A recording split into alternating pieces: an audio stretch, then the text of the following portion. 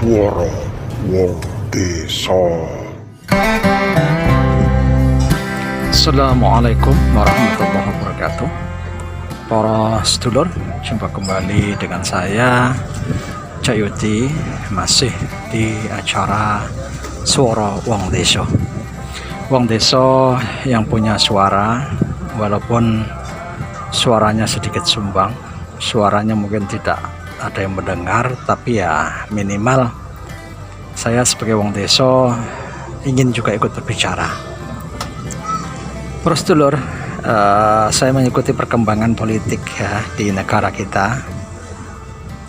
Beberapa hari yang lalu beredar berita bahwa PDI Perjuangan telah mencopot foto-foto Pak Jokowi di kantor PDI Perjuangan. Padahal foto itu adalah foto sebagai presiden ya, antara presiden dan wakil presiden.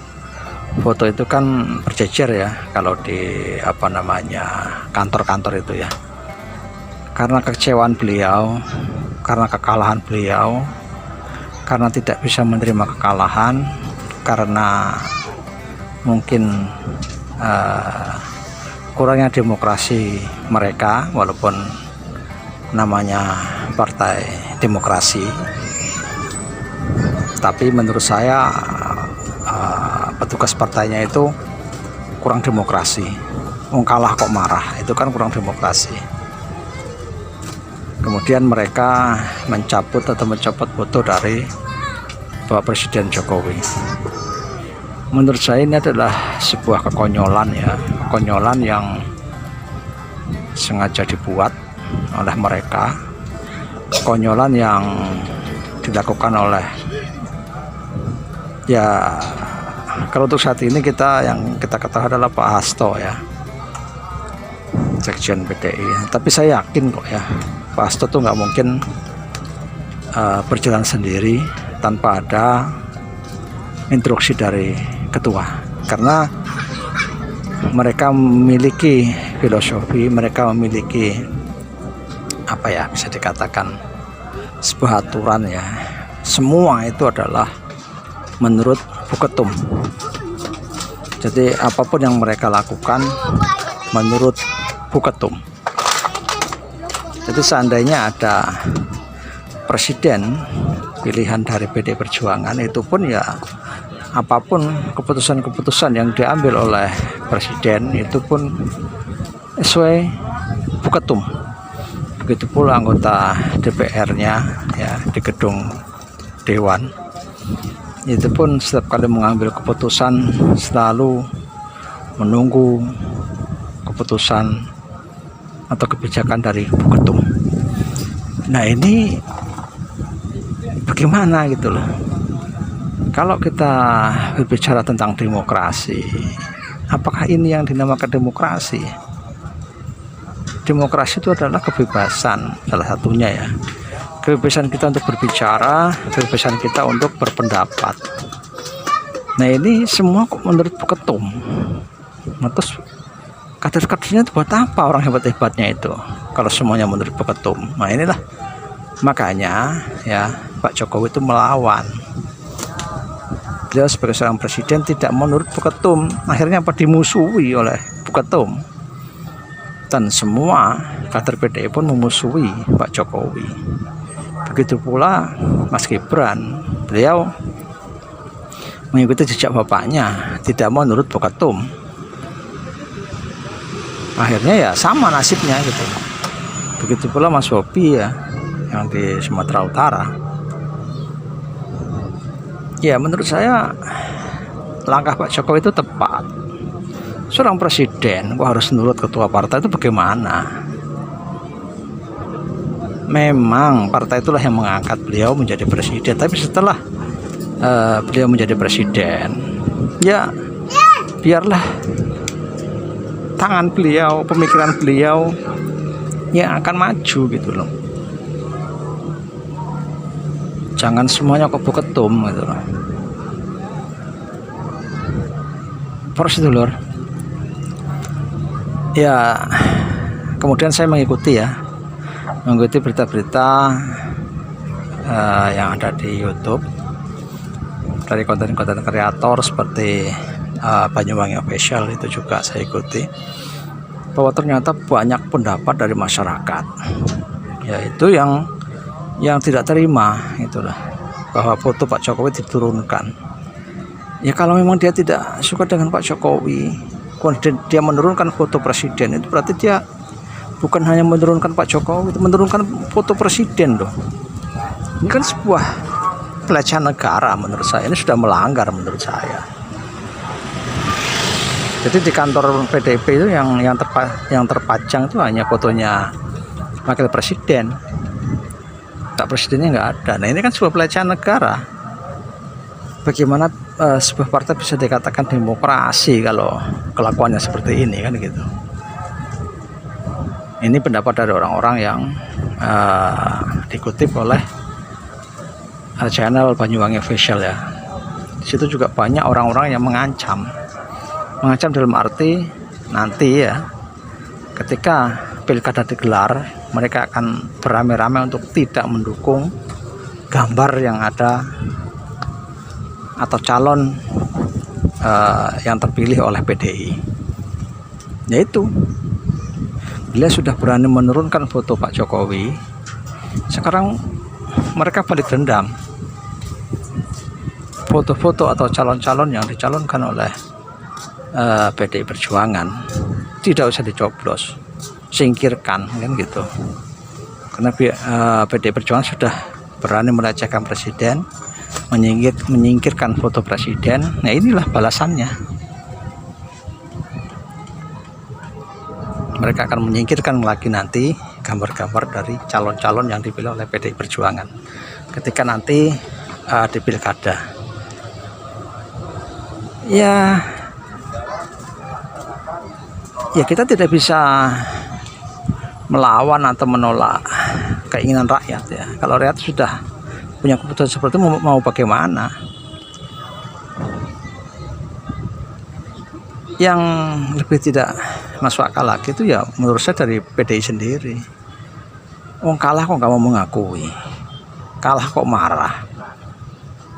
Sampai detik ini ya, sampai detik saya membuat konten ini, belum mengakui kalau Prabowo itu dan Gibran menjadi presiden dan wakil presiden. Nah, ini kan repot. Semuanya sudah mengakui ya, dari tim 01 itu sudah mengakui, sudah ya pokoknya menyetujui gitu ya hasil keputusan dari MK kemarin. Wah, Pak Presiden nanti itu yang jadi adalah Pak Prabowo dan Mas Gibran. Itu mereka mengakui. Kenapa kok PDI ya katanya Partai Demokrasi kok malah tidak mau mengakui, malah mengambil keputusan-keputusan atau jalan-jalan pintas yang justru malah menurut saya akan membuat partainya jeblok gitu. Dulu ya waktu kampanye mereka menyerang Pak Jokowi, akhirnya apa yang terjadi? Kalah telak, hanya 16 sekian persen. Ini kan sangat memalukan, sebuah partai besar kan. Nah sekarang malah ditambah lagi menurunkan foto Pak Jokowi. Ini juga alamat bahwa para pilkada yang dipilih oleh PDI itu tidak akan bisa maju, bisa dipilih lagi oleh oleh masyarakat gitu kan. Ini bisa hancur gitu.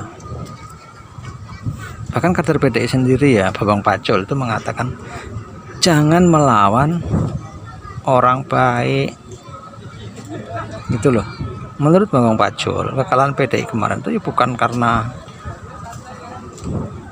kecurangan ya, karena itu jurus mereka salah gitu loh, bahwa mereka selalu menyerang Pak Jokowi, padahal yang berkompetisi di situ adalah Pak Prabowo dan Gibran. Pak Jokowi nggak ikut-ikut, tapi yang diserang malah Pak Jokowi. Sementara pendukung Pak Jokowi itu masih banyak, masih 80%-an, kok diserang. kan repot. Ya kita ambil contoh misalkan ada orang sekampung tuh 100 kakak misalkan, kok ujuk-ujuk ada 10 preman nyerang. Nah kalau ada serangan balik bisa hancur tuh preman. Nah itulah bahasa kasarnya seperti itu. Serangan baliknya itu mereka musuh Pak Jokowi, kemudian ada serangan balik ya, akhirnya apa, suara dari Pak Ganjar jeblok. Sekarang mau diulangi lagi Pak Hasto ini, aduh, malah berani-beraninya menurunkan foto presiden. Ini kan